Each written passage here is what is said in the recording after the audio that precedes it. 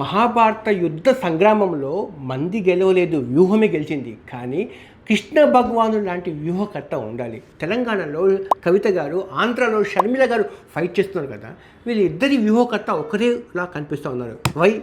ఇప్పుడు చూడండి, వాళ్ళిద్దరు రాజకీయంగా ఓపెన్ అయిపోయింది ఎక్కడ? ఏబిఎన్ రాధాకృష్ణ గారి దగ్గర. వై? వీళ్ళు రాజకీయ టార్గెట్ ఏంటి? ఇటువైపు షర్మిల గారికి వైఎస్ జగన్మోహన్ రెడ్డి రాజకీయంగా పతనం కావాలి, అక్కడ కవిత గారికి కేసీఆర్ రాజకీయంగా పతనం కావాలి. Same to same. వై?